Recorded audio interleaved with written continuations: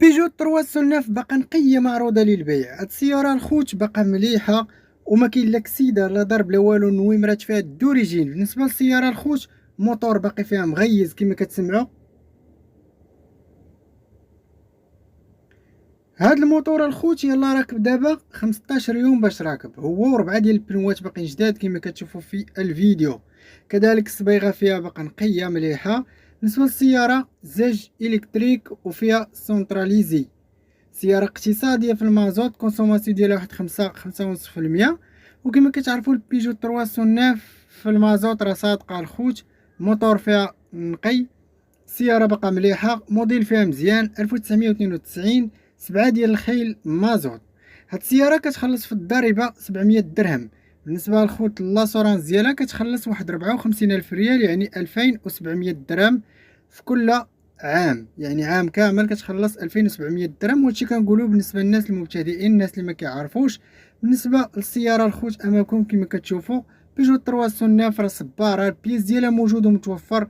علاش هاد السيارات الخوت تيكونوا مطلوبين في السوق وموجودين والناس بزاف كتبيع وكتشري فيهم؟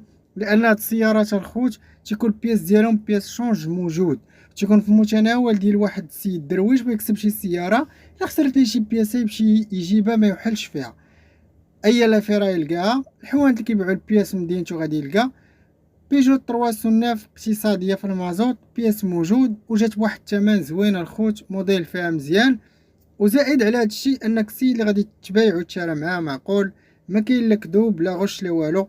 داكشي اللي غادي يقول لك اخويا في التليفون راه هو اللي كاين. غادي تمشي غادي تلقى السياره ديالك امانه ديالك، ما كاين لا نصب لا حتى شي حاجه. دي السياره لا فيزيت قلبها، دازت لا فيزيت اخويا الله يسخر مولاها الخوت. معقول هادشي اللي غتسالوني انايا؟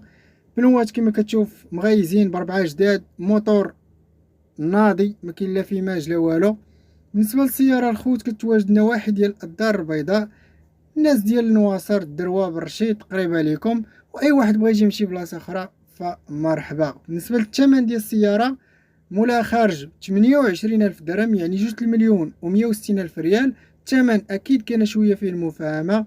الرقم الهاتف تلقاوه في العنوان. وإلا عجبتك السياره خلي معك واحد لايك وبارطاج لهذا الفيديو، كتشجيع لينا باش نبقاو نجيبو مزيد من السيارات وكتشجيع لهاد الصفحه.